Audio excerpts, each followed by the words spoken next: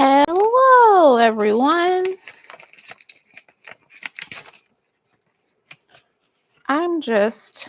I love a handwritten note. I'm just opening up some orders of things that I purchased for my Beyonce outfit.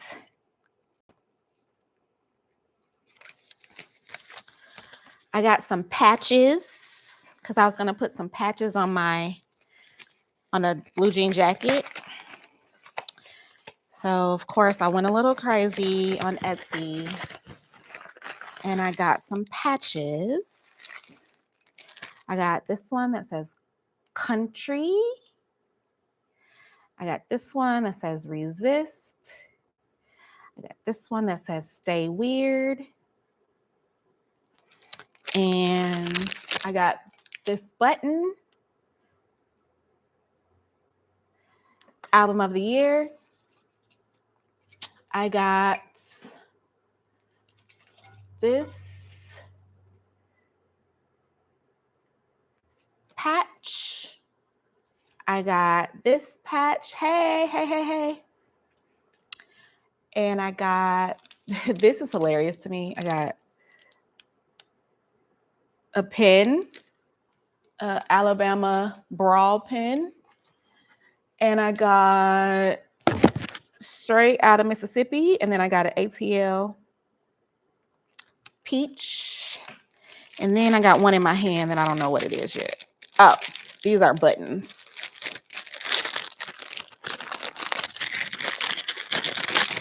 Hey, y'all.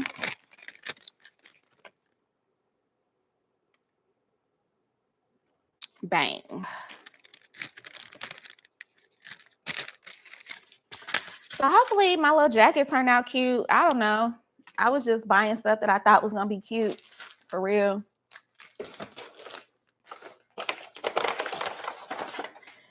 Okay. All right, y'all. We're not here to talk about Beyonce. Okay. We're here to talk about a book called Bittersweet by Susan Cain. Now, let's get into it. There's a couple people on here, so let's get into it. Okay. I'm going to read the what do you call that thing? Description. Thank you. Hold, please. Okay. It says,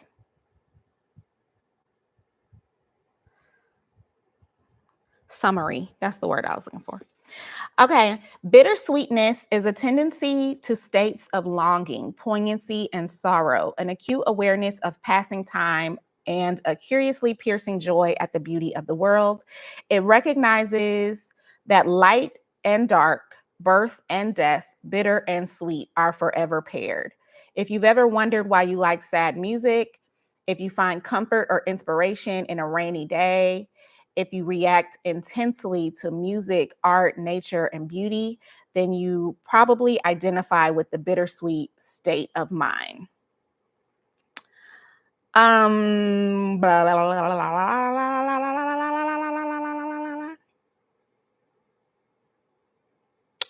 okay. That's a good place to end. Okay, so let me pull up my notes. Now, before we get into it, I will say that the book was very I'm gonna call it heady. It was very much intellectual type of listen.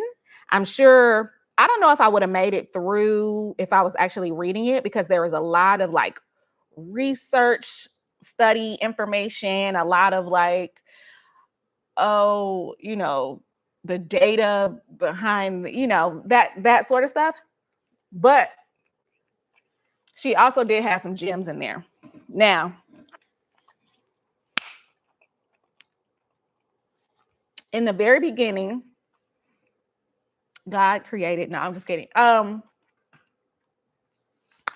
In the beginning, she talks about what that bittersweetness is, right? So she talks about, at one point she says something about like days of honey, days of onions.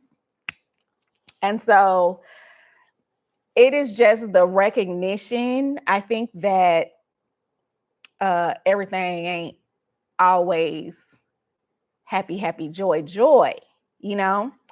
And I think a lot of times, especially in today's society, we struggle with that because we are spending a lot of time on social media and comparing ourselves to other people's like highlight reels, and then thinking about our, maybe not the greatest hits while we're looking at somebody else's highlight reel. So, but bittersweetness, she talks about, is like this, what's the word? Longing. It's like a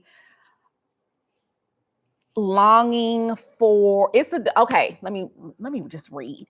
It's the recognition that everything has an opposite. Okay. So,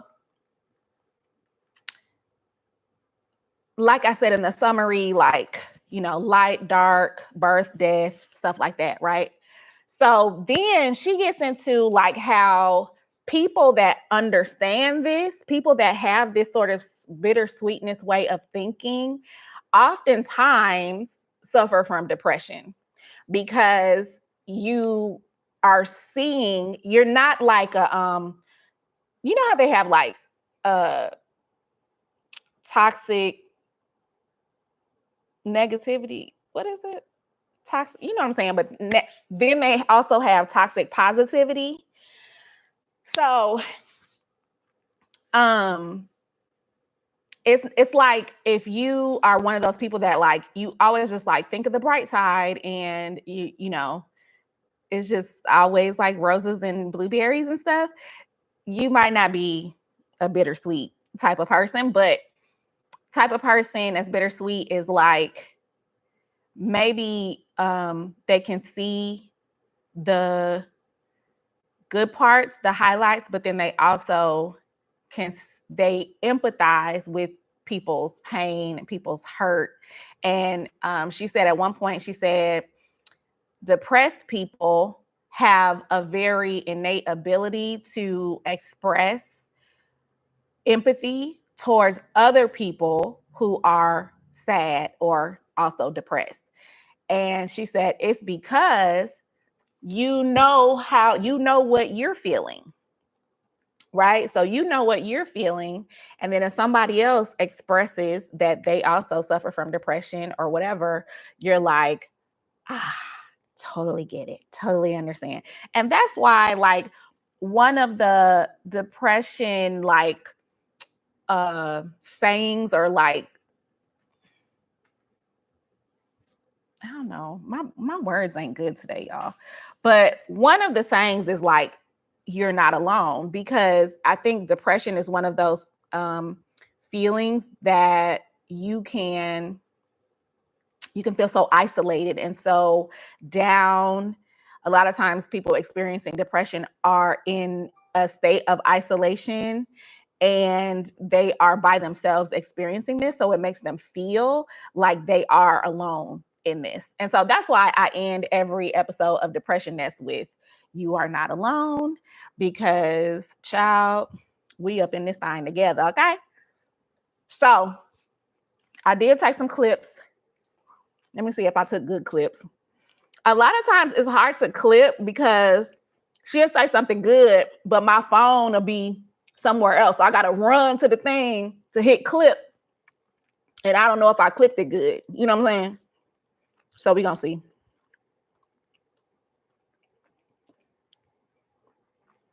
Wait, I don't even know how to. Okay, clips and notes. Okay. Let me start from the bottom. Oh. Okay. I can start from the top.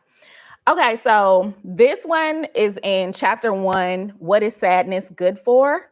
Do I remember what it says? Absolutely not. So let's listen.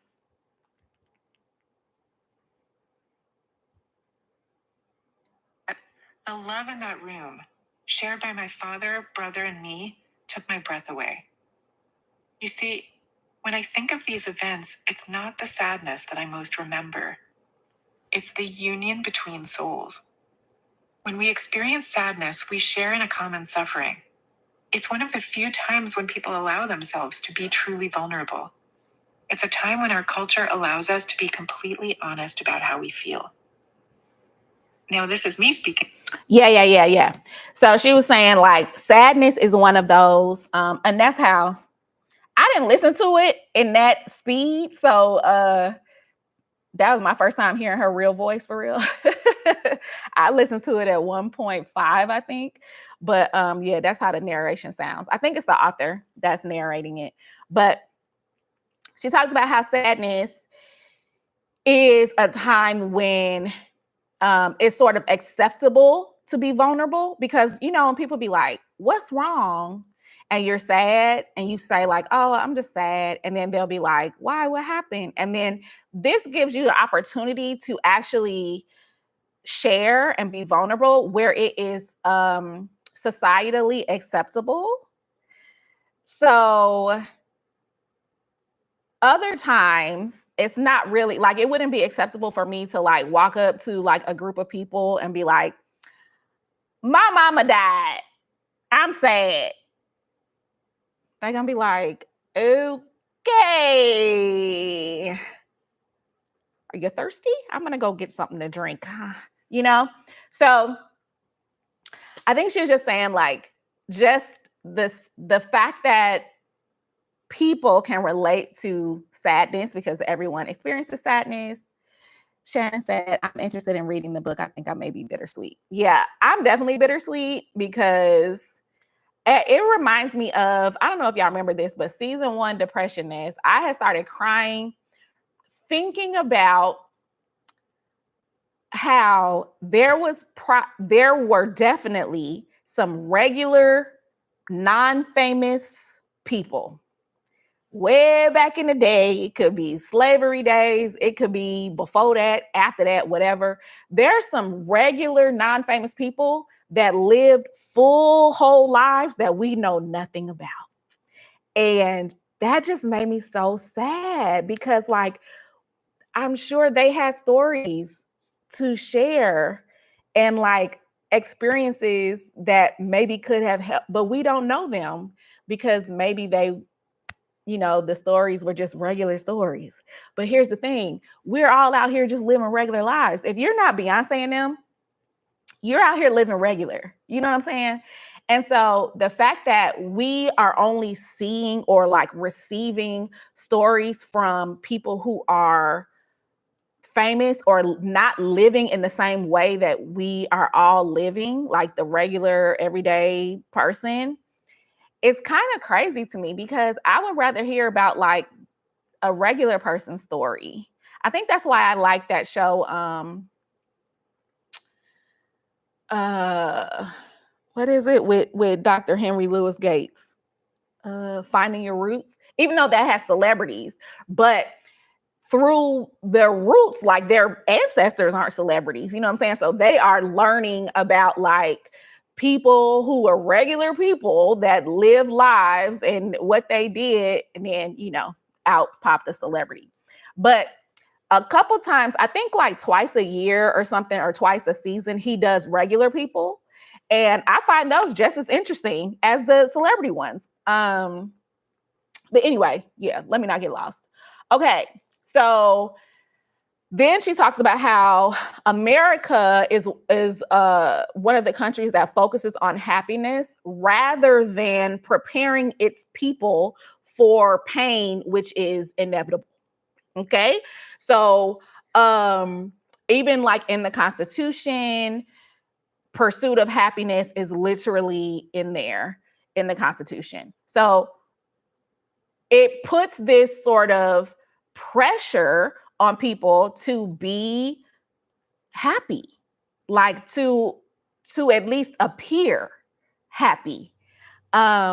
Where we all know that people are experiencing pain, sadness, melancholy, like people are experiencing things outside of happiness. But in America,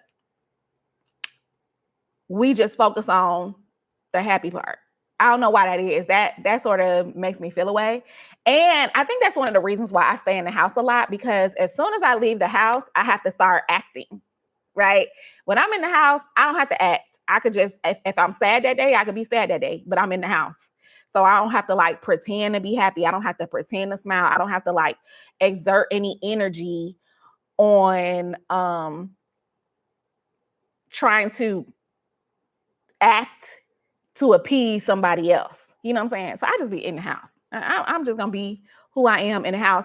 And as soon as I leave the house, I know that the mask has to go on and I have to pretend that everything is cool. Because otherwise, you ain't going to get invited no more. At least that's what I think. So then she said something interesting. Of course, this was some kind of study or whatever. I didn't write the study down. But she said, Americans smile more than other countries. And she was talking about how she thinks it is due to, that sort of American way of pretending everything is a-okay and we're all hunky-dory and like everything's fine. But she said other countries embrace that being human means hurting at some point. And so, and this makes sense to me, because have you ever seen like vintage or like antique pictures from another country, like the Middle East or Africa or whatever? They never smile. They're not smiling in those pictures. Okay. And she said in some countries, like some of the Middle Eastern countries, and she had named some other ones, but she was like, smiling is almost considered a weakness because they know that you're pretending, because they know that the human experience includes pain and includes hurt. So not or like putting on an air that you are a human that does not experience those things is basically the other countries consider it a weakness, because why can't you be strong enough to show your true emotion? Ooh, a word. Okay, let me play a clip. This clip is from chapter 1. What is sadness good for? I don't know what it is. All of which bodes well for our ability as individuals this and as a listening? culture to realize the transformative potential of Keltner's work. If we could honor sadness a little more, maybe we could see it, rather than enforced smiles and righteous outrage, as the bridge we need to connect with each other. We could remember that no matter how distasteful we might find someone's opinions, no matter how radiant or fierce someone may appear, they have suffered, or they will. Ooh. Okay, so here's the thing. When my mama died, I found out how weird people are around like grieving or like being around somebody that is grieving. It's like they don't know what to say. It sort of inconveniences their attempt at being happy, because somebody's sitting in their face and they're clearly not happy. And so I remember I had a couple people say, it was probably like maybe 6 months after my mom died or something like that, where people were like, so we still sad? Yeah. I don't know what the deadline was that y'all thought I was just gonna bounce back, but yeah, I'm still sad. Okay, it's been 15 years for me this November, and I still be sad sometimes. Like if I think about it hard enough, I'd be like, I miss my mommy. Okay, so I never understood that part of it, but then something in my head said they don't know it yet, but they will. Aha.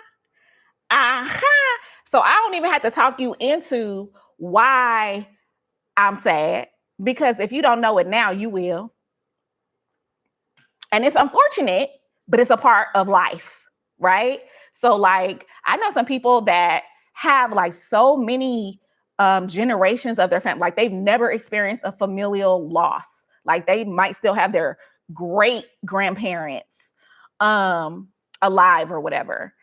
And I had one of my friends ask me like, so like, how do you get over it? Like, how do you get, I'm like, you don't, you don't get over it. And I'm like, you will understand, like, eventually you just learn to live with this like new version of yourself that has a little scar on your heart or whatever. And sometimes the scar reminds you that it's there and it hurts. And then sometimes you can just walk around with that scar and not even think about it. So I think people, especially in America, really focus on the idea of bouncing back, which is ridiculous to me. Let me see. Nene said, damn, I can't be happy today. If you happy, you happy. You know what I'm saying? Hey, do you? Deshaun said, you took the words right out of my mouth on the you will part. Yeah, I think that's what you're talking about. You will. Especially when people still have their moms. Like, I don't know, in the Black community, there's, some people are really close with their fathers, but for the most part, everybody mama is they ride or die, in the Black community. So if people still have their moms alive and they got something snarky or whatever to say about me still being sad when my mama's birthday comes up, or when my mama's death anniversary comes up, or when Mother's Day comes up, I just be thinking to myself, oh, okay, it's coming. I just be like, just wait. That's what I want to say. Wait, just wait. And then they gonna start calling me when they mama die and be like, how did you get through it? How did you? Oh, you not over it? You not over it yet? Okay. So at one point she said, whatever pain you can't get rid of, make it your creative offering. And I thought that was so interesting, because like I really feel like that's what I'm doing with Depression Nest. Like I was so down, so depressed. My house is and was a mess. And I was like, I need to do something about it, but maybe there are other people in this same frame of mind who would resonate with me attempting to go through this, me crying because like it's so hard, me not having the energy to get out of bed sometimes, but like I'm still like attempting to do this. And so I actually did a talk. I think I told y'all this before, but my auntie she runs like a school. It's like an institute for like people who are like coming through like rehab conditions or something like that, to like get them to focus on like what they can do from here or whatever. And I did like a little course for them, and it basically was about how your I forgot what I called it. It was like you could turn your pain into your passion, basically. Like you are not a victim of your circumstances. You know what I'm saying? Like you could flip that on its head. And I had them like it was a 2-part series. So after the first video, I had them write down the things that they felt like were their pain, stuff that is like stuck to them, stuff that they feel like, some people have a story in their head of who they are, right? And so I'm gonna get into this a little later too, but you have a story like, oh, I'm this way because of that. And it's almost like people think they can never change that little piece about them. And so, and maybe it's because of like a painful memory, or like this happened to me, so therefore that's why I'm this way. And so I had them write down like everything that, they felt like was maybe their painful points. And then after the second video, I asked them to take those pain points that they wrote down and try to like creatively come up with how can you make this a feel good moment for other people and for yourself. So like say you came out of an abusive relationship or something, could you start a clothing drive for the battered women's shelters? Could you do like a group, healing chat or whatever every week or once a month or whatever? Like, what are the things that you can take from your pain and make them purposeful? Ooh, that's it. Okay, let me play a clip because I don't know. I don't want to get too far ahead of my clips. How many clips did I play already? Did I play this one yet? Builds creativity. As Columbia University psychiatry professor Philip Muskin told The Atlantic magazine, creative people are not creative when they're depressed. Instead, it may be more useful to view creativity through the lens of bittersweetness, of grappling simultaneously with darkness and light. It's not that pain equals art. It's that creativity has the power to look pain in the eye and decide to turn it into something better. Yeah. That's good. Because you know why that's good? Because you know how everybody like, no, I like Big Luther. I like Big Luther, and I like when Mary J. Blige is in a breakup. The music is better. You know what I'm saying? It's like, oh, you could feel the pain in her voice. It's like Susan Cain said, it's like the creativity that comes out of looking pain in the eye. Look at Beyonce's Lemonade. Homegirl was mad, sad, and then turned around and was glad, okay? But that is like such a different album than anything that we, at that point had gotten from her. But it's because she was like hurting and she used that pain and made something of it. And I think it is a human, the reason why it's so popular is because it is a human truth, right? It's like, oh, she got cheated on. If you've ever gotten cheated on, then you might resonate with this song or whatever. Or, she might say something in there that it gives you power in that moment. Like I remember when Irreplaceable, is that the name of that song? You must not know about me. Yeah.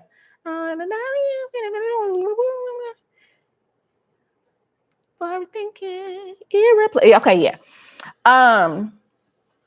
So I remember I was in a really bad relationship at the time when that song came out. And when I say I had it on repeat in the house, I was living with the dude. We was living together.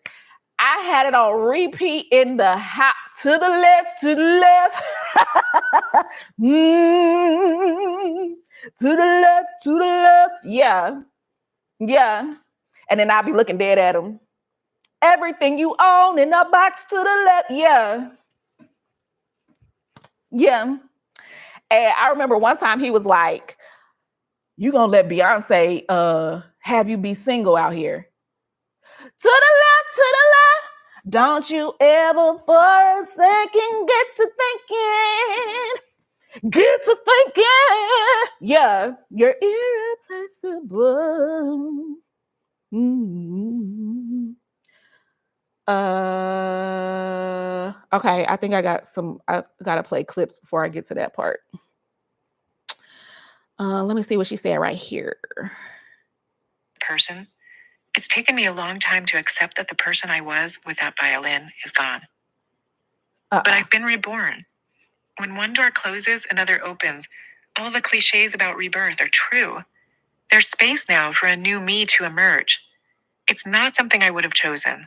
I would have happily been a complete unit with my violin for the rest of my life. But when you do recover from any loss, when you heal, when your soul starts to heal from the shock, a new part grows. I probably was trying to get the tail end of that. But she goes into, I'm in chapter 3 now. She goes into like this whole little area of talking about your identity and how a lot of times people place their identity in uh something that they think is the reason, that makes them who they are. So she was talking about how she played the violin for all of these times and for all these years or whatever. And she thought that of being a violinist was a part of who she was. Then one day she put down the violin and she had to decide who she was from that point on. And I really resonated with that because when my mama died, I had always been, for my whole life, I had always been my mama's child, right? Like anytime I would go somewhere, like maybe a family reunion or something, people didn't know me, they would be like, oh no, that's Diane's daughter. You know what I'm saying? I always been Diane's daughter. And I always been, when my mama was alive, I was always a goo-goo.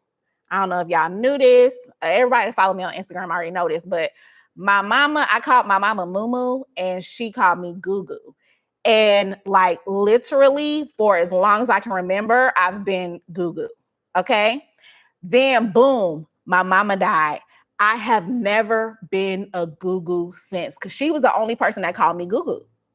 Literally nobody else called me Goo Goo. And I remember one time I was walking my dogs outside and I just broke down because I was like, I haven't been called Goo Goo in a long time. And I used to be a Goo Goo.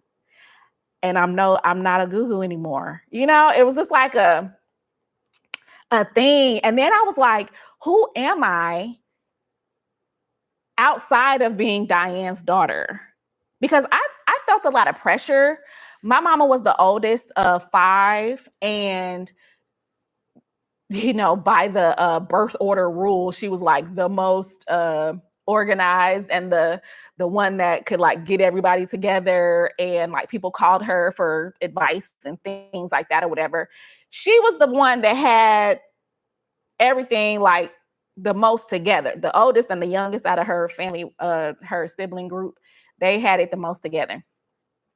So I always felt pressure growing up to be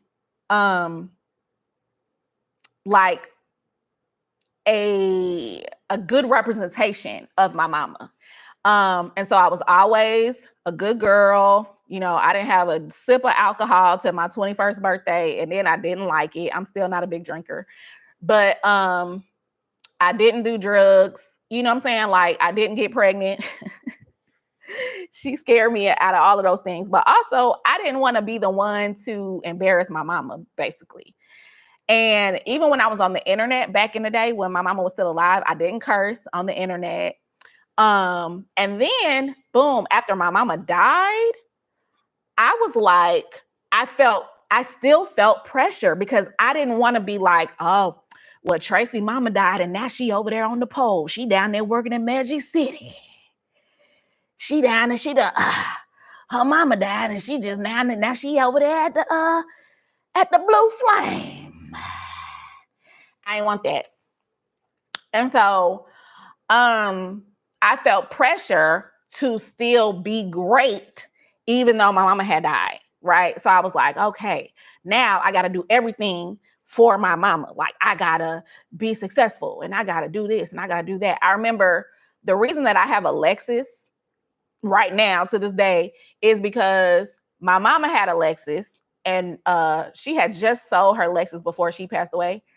But she babied that car. Like she loved it down. Like her Lexus was she was really a Cadillac lady. But when she got that Lexus, everything switched. She loved that Lexus. And so boom, my mama died. What I do? Go get a Lexus. What I do? My mama always used to complain that I was renting everywhere. She's like, you just wasting money with all this renting. You need to buy you a place. Boom, my mama died the next year. I was like, I'm going to buy me a place. That's when I bought this place. I was just trying to do everything that I remembered that my mama told me to do, or like that she imparted, like the wisdom that she imparted in me. And I was doing it because I hadn't found yet who I was without her.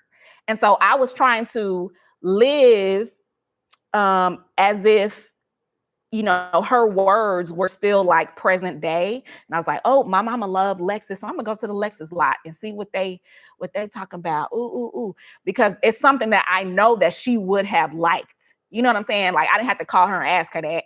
I know that she loved Lexuses. And so that's why I went to the Lexus lot. I hadn't found yet who I was as a person who didn't have my mama around yet. And I will say that it has been a journey. It has been a journey of trying to figure out like who I am, what I care about. To this day, I'm not a great decision maker. Not that my mama helped me make decisions, but she always was like, sort of like, she gave me like an extra vote of confidence. Like, I would be like, oh, I'm moving to New York. And she'd be like, okay. You know what I'm saying? Yay. All right. And so I don't have that anymore. I don't have that like extra vote of confidence. So I have the hardest time making decisions now. Like, I be overthinking everything. And I think a part of me is like, what would my mama tell me to do? And I don't know anymore. It's been too many years now. Like, I can't figure out like what her advice would be. And so I just overthink everything now to death. But I did start cursing on the internet, as y'all know. And I just decided that, like, nothing, I didn't have anybody to embarrass anymore. And so I just was like, I'm going to just free myself to be who I want to be, especially on the internet, and see what falls out of that. You know what I'm saying? Like, I think everything that I've been doing now is just like me trying to figure out what feels good for me and the person that I want to be. And also, while also giving myself grace for the times when I don't want to be nothing. I'm just a blob of organs and fat and skin in the bed. So hold please. I'm gonna play another clippity. I think that was, oh man. I think that was this. Okay. So now I'm in chapter 4. How should we cope with lost love? Let me see. My kids bring me joy and redemption and a sense of purpose, she writes in her essay. Every laugh we share, every touch, is a reminder to me that reality can indeed change. From trauma rises the soul, incandescent and perfect. It was always there, waiting to be embraced. The best way to heal yourself, she writes, heal others. I don't believe we can escape our past. My brother and mother tried it, and it didn't work. Okay. She was sharing some like personal stories, but wait. Let me see. I'm sorry, y'all. Let me see what this clip say, because I don't want to get ahead of myself. Deepa Ma told her that upon returning to the U.S., it would be her turn to teach. And because old mental habits die hard, Sharon's reaction was, "Who, me? What am I worth? What could I possibly pass on to anyone?" You understand suffering, said Deepa Ma. That's why you should teach. And that, Sharon told me, is the first time in my life I thought that suffering was worth something. Ever since the conflict. Okay. So, boom. Again, we're into this like people try to avoid suffering. People try to or not avoid the suffering, but avoid the feeling that happens after something painful. So it could be suffering, it could just be like sadness, the depression, the whatever. People are like actively always and forevermore trying to avoid that. And so in this clip, she was talking about how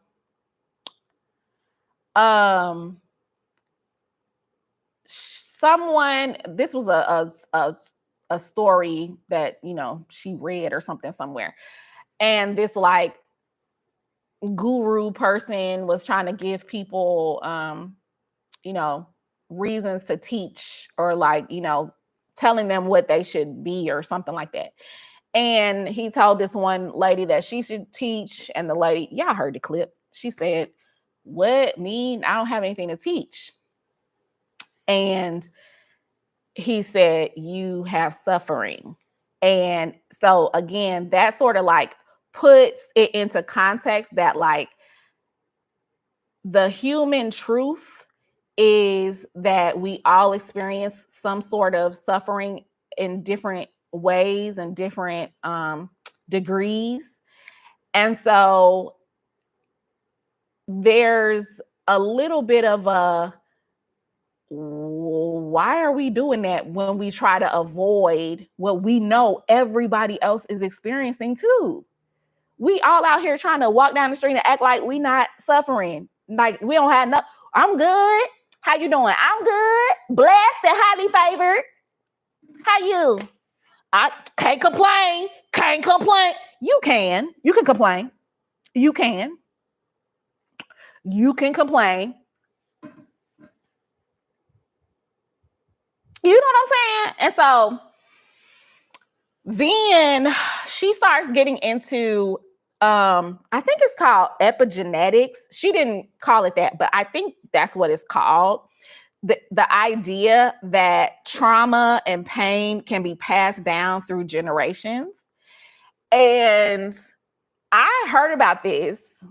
This is going to be weird, but I heard about this through the Kardashians and one of their episodes of Keeping Up with the Kardashians. You be saying that, can't complain. I'm good.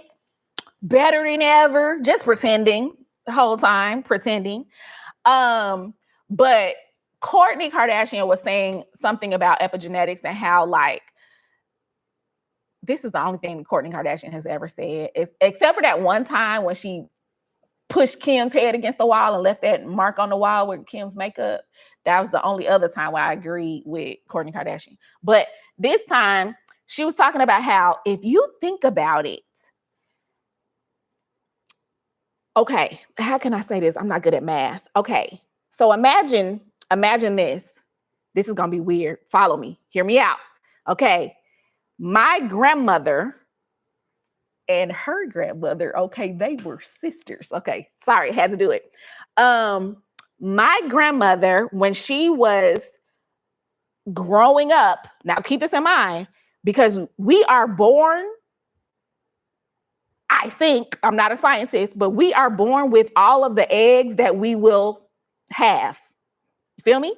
So my grandmother, boom, she's going through all of her traumas and pains and whatever she's dealing with. She already has the egg that it will eventually become my mama. You know what I'm saying? Boom. So, but if you really think about it, the egg that will become my mama is also going to have the egg that's going to become me.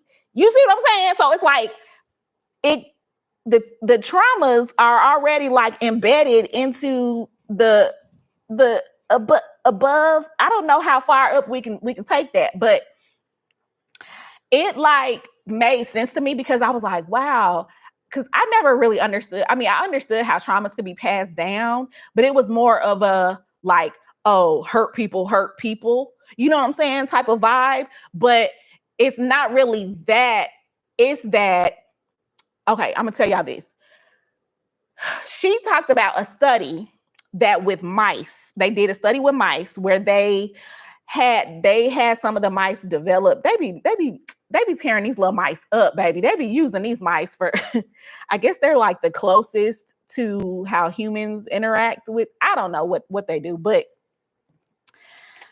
they did this study that they made sure that some of the mice had fears, like they were scared of something, right? And then they, put them with another mouse that didn't have the fear, right? So you have a fearful parent mouse and a non-fearful. They didn't give them that fear. And then when they had a little mouse baby, I'm trying to think if there's a better name for that. You just call it a baby mouse, right? They don't have no special name. Okay. They took away the traumatized mouse, and let the baby be raised by the non-fearful parent, and the baby still had the fear that the traumatized parent had. So I was like, ooh, even when snatched up out of that painful environment, it was embedded already, like it was already there.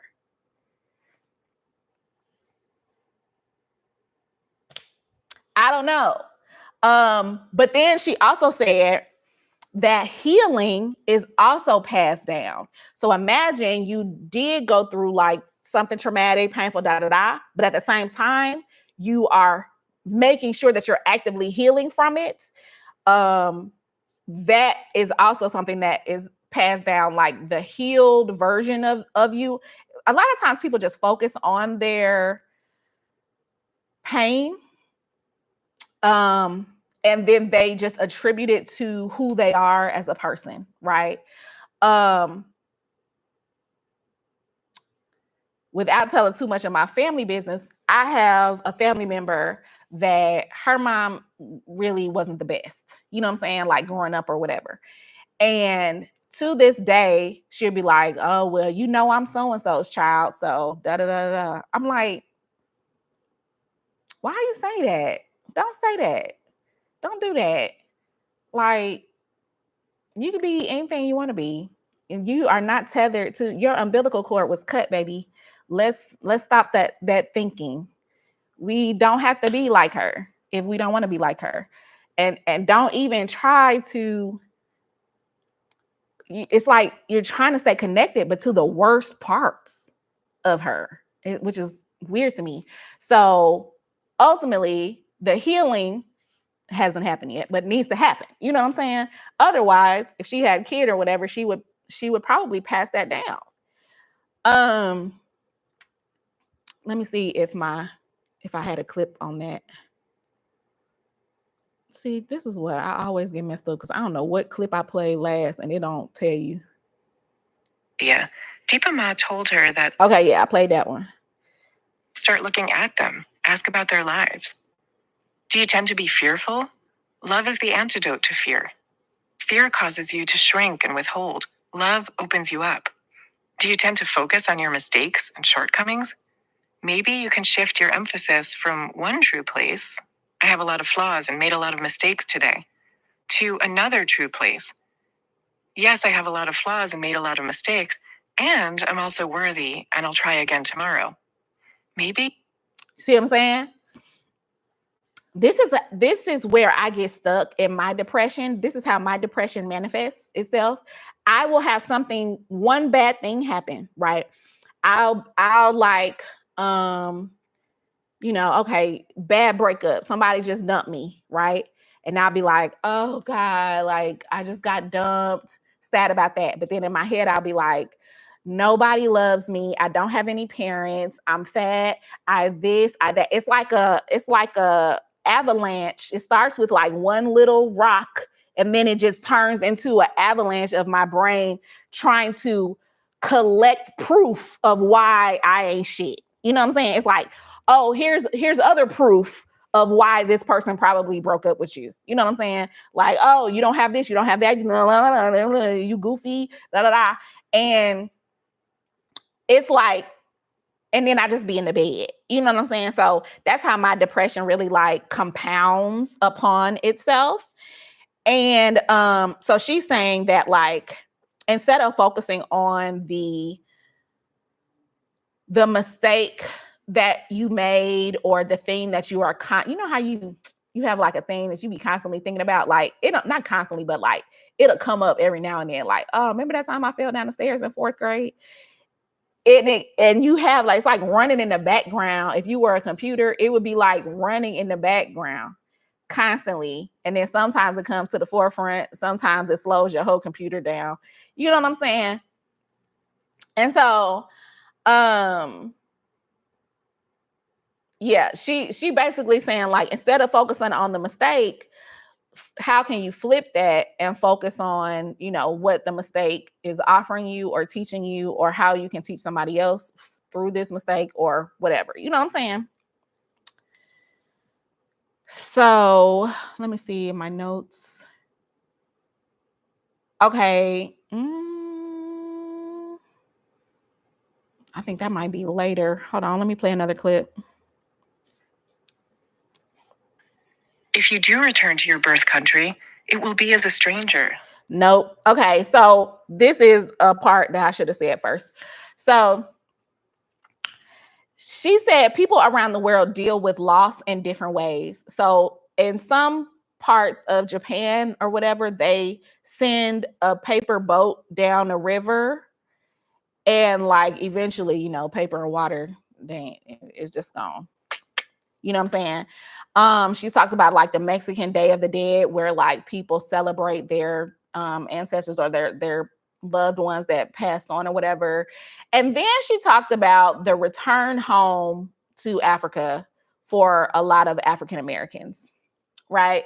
And so, as a person who went to Ghana and experienced she talked about a slave castle in Senegal, I believe. I think Senegal, but I went to Ghana and I went to the coast of Ghana, whatever, to the slave castles there. And she talks about like this feeling of, even though you had never been there before, even though, you've heard these stories and these tales of like what went down or whatever, there is like a feeling of belonging or something that happens when you return to a place where your people came from. And I will say that when I went to the slave castle, there were a lot of sections or parts of it that it was almost like if you touch the wall, you know how That's So Raven, right? On That's So Raven, you know how she be like, and then it zooms into her eyeball, and then, she sees something or whatever. It almost felt like that. It felt like if I touched the wall, I could visualize what was happening in here. There was one cell or like cage or whatever compartment area that I went into, and the tour guide said, because there was all these scratches on the wall, right? And I said, were they counting like days? Because it kind of looked like, how you do like those little slash marks or whatever.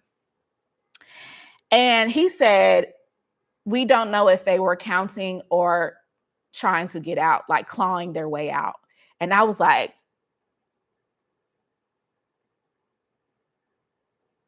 and then it literally made me look at those marks on the wall so differently immediately. And there was also a part where they kept all the women. And then when when the headmaster person or whoever, slave castle person, wanted to get with somebody, he would have the people bring out a couple of the women, and they would stand on this like little area, and then he would stand at this bridge across at the top, like a balcony, and he would look down and he would pick the one that he wanted, right? And then they would clean her up and send her upstairs to have to do something with that dude. And while we were in that section, this is so crazy. While we were in that section, another tour group, I went with all Black women, okay? It's all Black women. We had on like different color dresses. We actually got featured in Ebony magazine because we took a bomb ass picture and they put it in there. But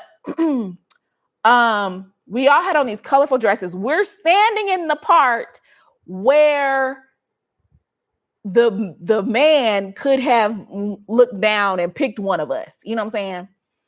And right at that moment of this tour guide telling the story of what would happen, another tour that was ahead of us in the tour, they came across the balcony, all white people.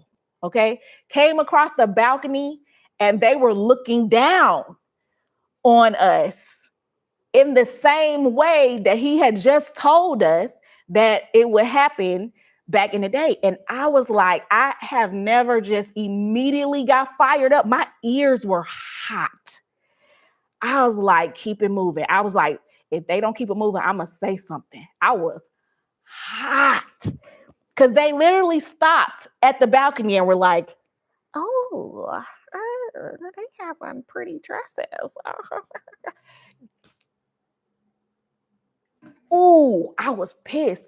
Why? I don't know. I just heard the story of what happened to my ancestors, possibly, and it pissed me off. You know what I'm saying? When we got to the door of no return, and the door of no return, if you've never been to any of the slave castles, they all have a door of no return. And it's basically, you know, the door where they loaded up the Africans onto the boat and they never came back. Okay. But the door of no return in Ghana, or at the slave castle that I went to on Cape Coast, uh, it was like this big. No joke. They made it small on purpose so that you couldn't nobody could come back in or like rush. They couldn't bum rush the door or and then they also were starving them and you know stuff like that so that they would be weakened. And when we went into that area, it was you had to go through all of these tunnels and all of this other stuff to get to the door of no return. And when we saw that door, and you have to imagine that the ocean was right there at that door because there was a boat right there. But now today the ocean has receded. It's way far away now. The ocean is like it's a whole beach and everything. Like it's far away now. And so when we were there, it was almost like I promise y'all got to do it. If you've never been to Africa and you have a desire to go back, I feel like you should visit one of these slave castles because I promise y'all, at the door of no return, this is when everybody started getting emotional. Everybody started crying because it was like we know the outcome of what they're loading up on the boat to do. Okay. We know the outcome of that, but they did not. They had no idea of what was going on. And it was almost like in your mind's eye, you could imagine it. The route that we just took to get up in here, they have to go through this. I had to turn sideways to fit through the door of no return. And let me see if I got a picture I can show y'all. But it was just I'm going on a tangent, but basically she talked about how people deal with loss and the trauma that's passed down ancestrally, right? Hold on, let me play this clip before I lose it. If you do return to your birth country, it will be as a stranger, and you may find that the lemon groves, whose scent is still so fragrant in your memory, have been paved into parking lots. You'll never again find the specific places or people or dreams that you've lost. But you can find something else. You can have momentary glimpses, which may only be glimpses, but still they're momentous, of your own perfect and beautiful vision of the perfect and beautiful world.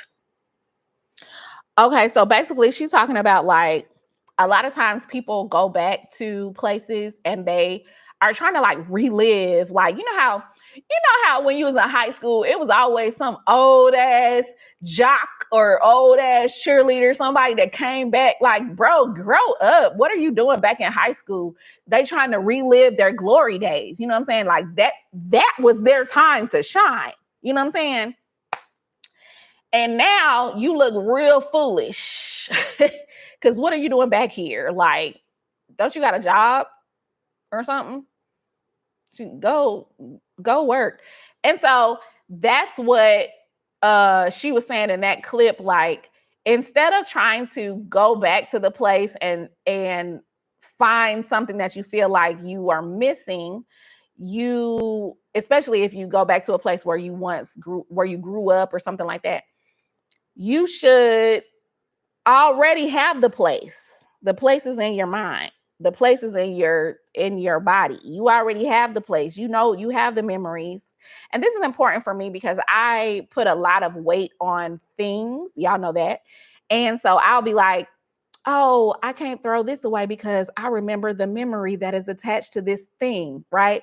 And that's something I have to remember. Like the memory is, just because I get rid of this thing, don't mean I'm gonna forget what this thing.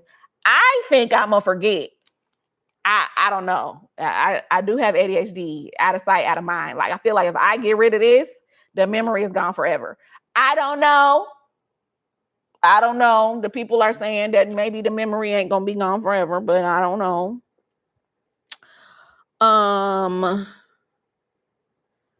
Hold please. I am going to. Why would she do that? I really don't know how to work. Okay, here we go. I'm like, the new the photos app in here, bruh. I do not know how to work it. I'm elderly. I'm an elder. Sorry, y'all. Give me just a second. I want to show y'all, especially if I could find this. So this is what we look like, right? We had a whole bunch. It was like a whole bunch of plus size model ladies. Hold on. The heck? We went to the club. In the club, we all fam. We went to the beach. Okay, here we go.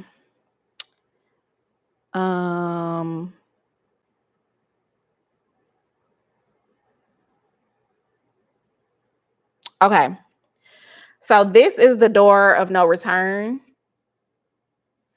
See how small and skinny it is. And right outside of there, it's not there anymore, but right outside of there was like the ocean and the boats or whatever. And this is me looking at, crying, looking at the door of no return. This is our picture, one of our pictures, I think, that got featured on Ebony magazine. But imagine you, the white people that was coming across. I'm sure they was just, oh, they got pretty dresses. I was like, why yada? Okay, let me go back.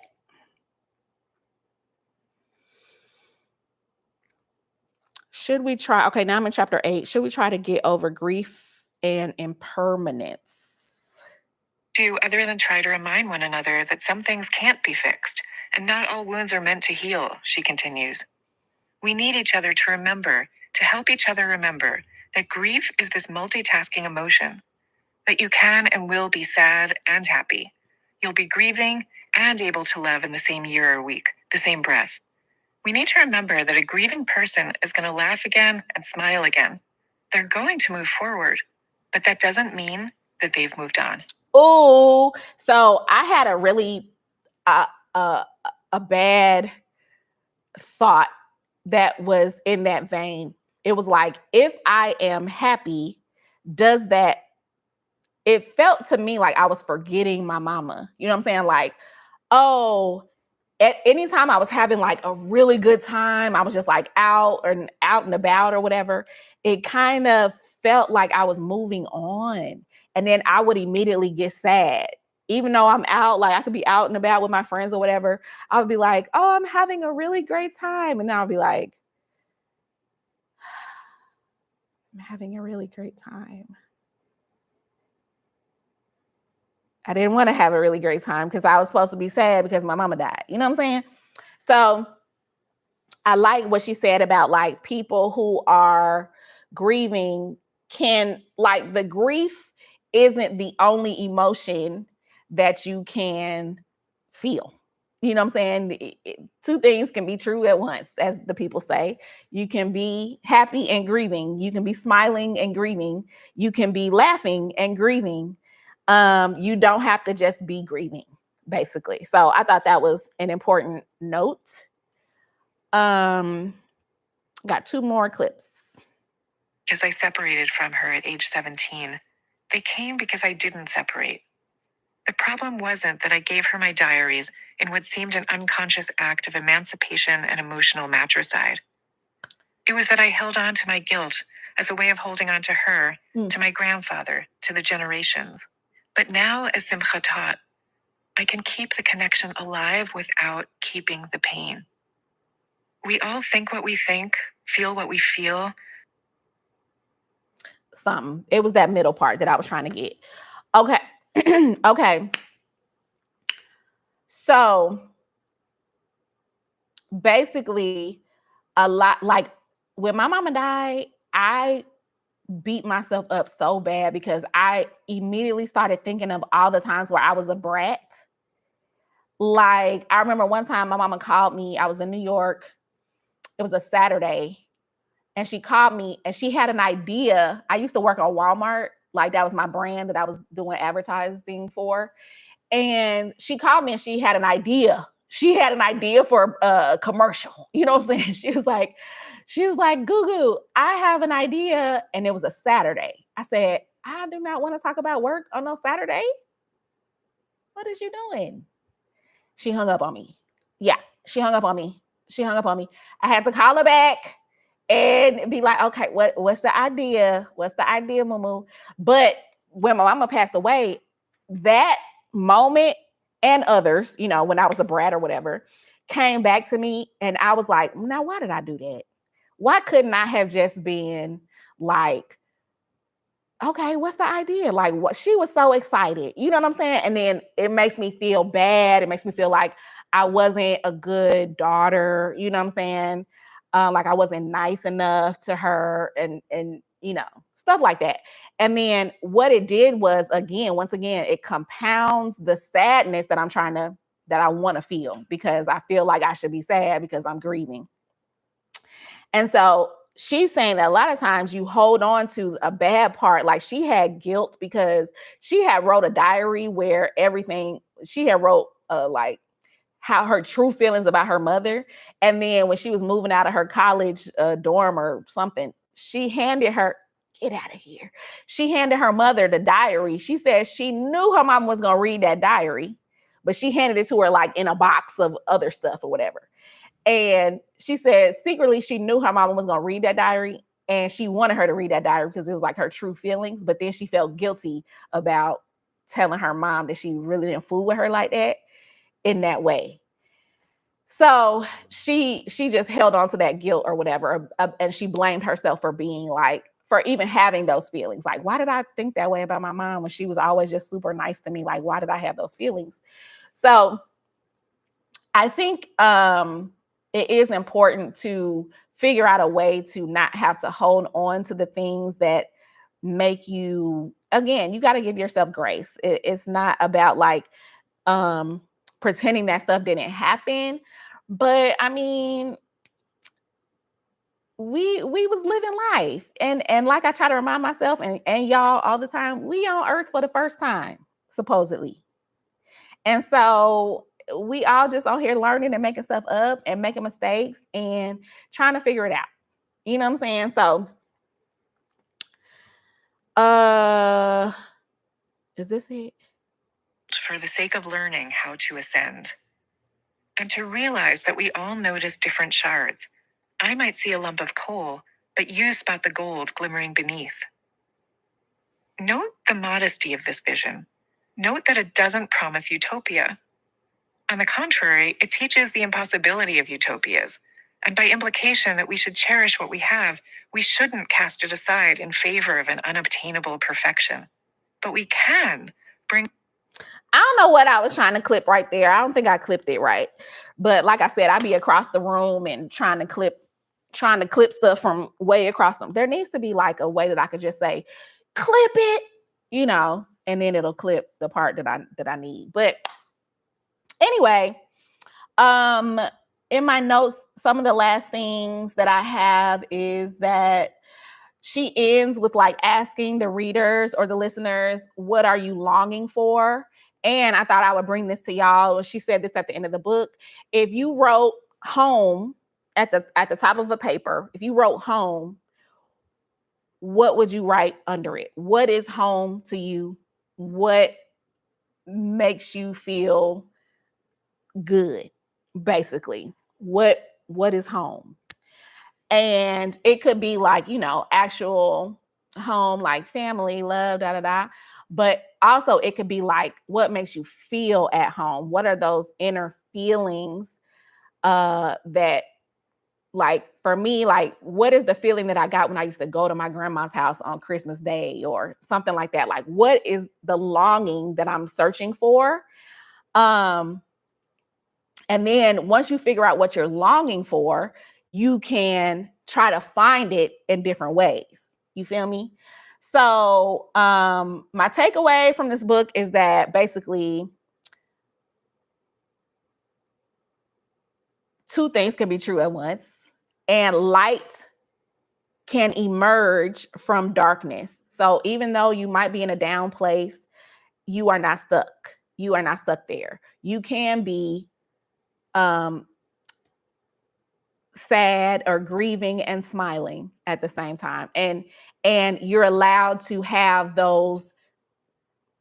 that variety of feelings at the same time.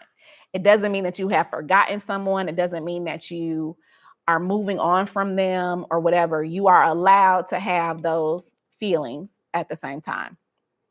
um the book overall has some very like, ooh, of course, me trying to clip everything running across the room.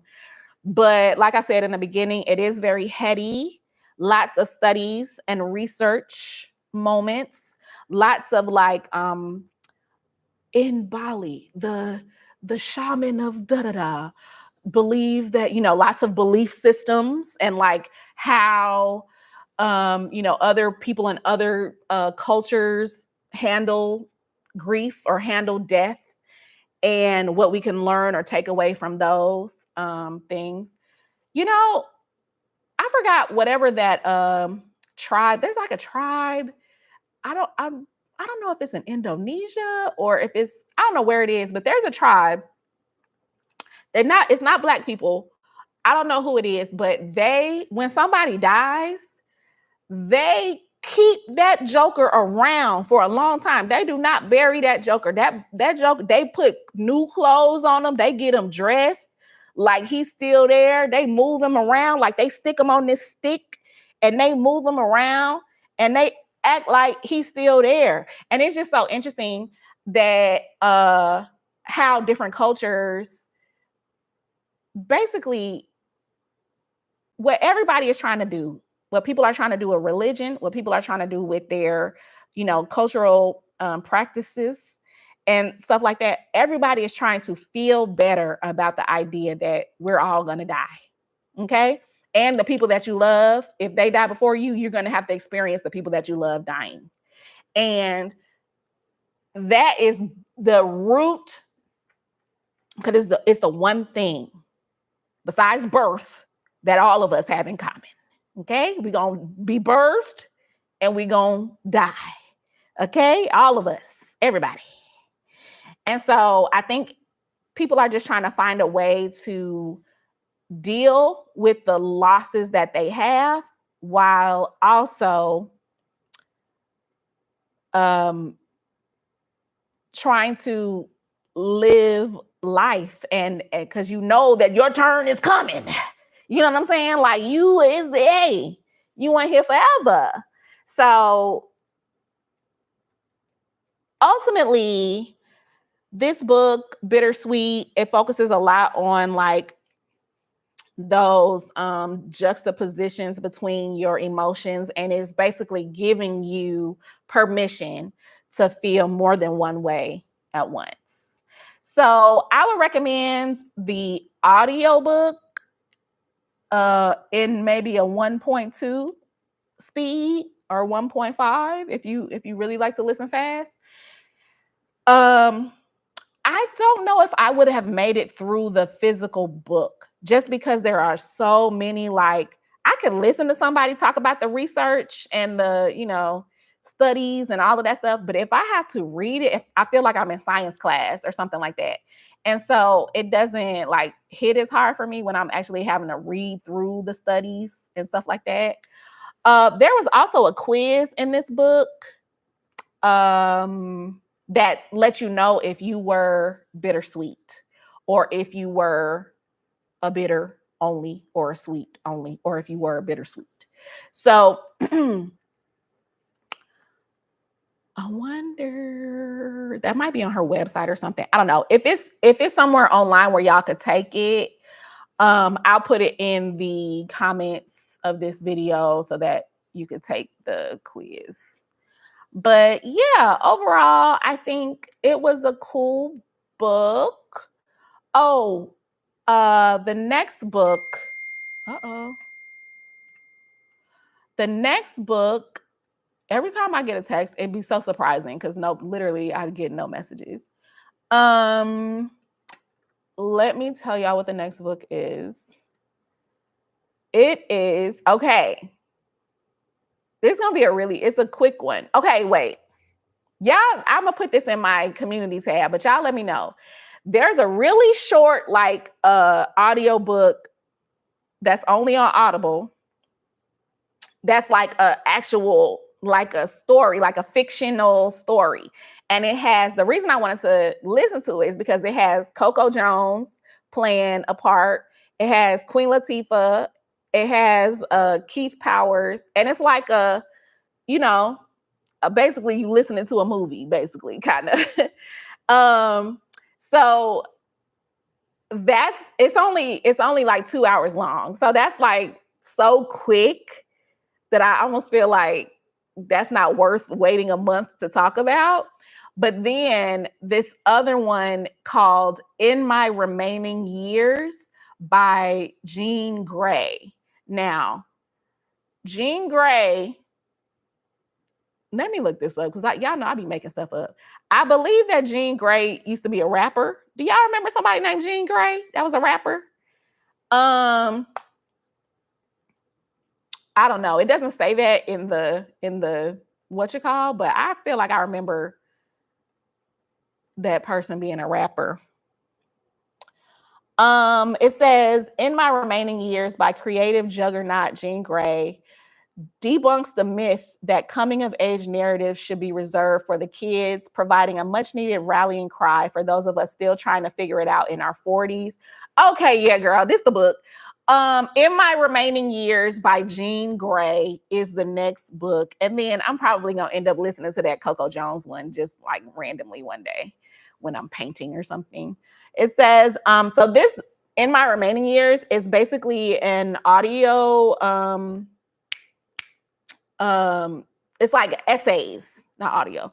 It's like essays, like a book of essays. You know how it's like people sharing their stories or whatever. And it's the reason that I thought it would be good too is because it says that it has an immersive audio experience with full sound design. So I don't know what that means, but yeah, I'm with it. It says in this audiobook, Jean captures magic in a bottle, distilling the feeling of hanging out with your smartest, funniest, and most brutally honest best friend. So that's the book. It's called In My Remaining Years by Jean Grey, Grae. Jean Grey. I could have sworn Jean Grey was a rapper. It's a lady. It's a lady. Professionally known as Jean Grey, a multidisciplinary artist and writer, she emerged in New York City's underground hip hop scene. Okay, yeah. I wonder if I know some songs. I don't know, but yeah, it's giving like weirdo rapper vibes. You know what I'm saying? Like independent rapper vibes. So anyway, that's going to be the next book. It is available on Audible, and because it has a fully designed sound immersion experience, I suggest that you listen to it instead of reading it. I don't know. It's probably a good read as well. But that's all I have for today's book review. I thank y'all for joining me. Right. Look, I'm too Southern for that. I feel like I know the name. She must have had one good song that I know, or like something to that effect. But I appreciate y'all coming for these book reviews every month. Like, we really being consistent. Like, that was our 6th book. Like, we've been doing this every single month. Consistency. Because remember, like, season 1, I gave up after like 3 books. I think I was like, done. I don't want to do it. But once I started doing them live, that made a difference. So now I can just come on and just like shoot the shit with y'all, talk about it or whatever. I didn't read the book, but it was good. Right. I don't think nobody be reading with me, but the only one that people read was the Matriarch book by Tina Knowles. People read that in the comments. And then the Rest is Resistance. A lot of people read that book too. So, okay, y'all. Love y'all down. I will see y'all on Sunday live for working out, even though today people was on there trying to fat shame me. I was like, oh my God, it was crazy. But I'm still going to do it. So, Sunday morning, working out. Monday, a video. Thursday, a video and working out. After that, I'm going to see Beyonce. Then I'll be back to work out again on Sunday. All right? Thank you, girl. That was the furthest that I got today. That we almost making it through. I remember that there's definitely an ab part, and there's definitely like a where you gotta lean over the step and like do some arms like this or whatever. I remember that, but I don't know where that comes in the video. So, all right, y'all. Love y'all down. See y'all next time. I might go on TikTok live a little bit later. Oh, thank you, Shay. Shirts gonna be ready on Sunday. They gonna be up on Sunday. And dang, I wanted to give y'all a discount code. Like all my live people. I might go live on Sunday and give y'all the code and tell y'all when it's up or whatever. But yeah, more than 3 designs. I've been designing my ass off. So yes, shirts, stickers, hats, buttons, journals. I got a lot of stuff. Got a lot of stuff popping. It's going to be all on there on Sunday. So thank you, Shay. Yes, all of that's coming. So I might, yeah. I can tell y'all on Sunday after I work out. So I might go live on TikTok because I think I might have to paint. So I might go live on TikTok a little bit later. My TikTok is your girl Tracy May with a UR.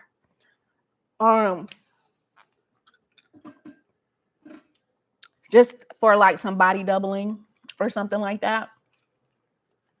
But yeah. Other than that, I'll see y'all next time. Love you down. Bye.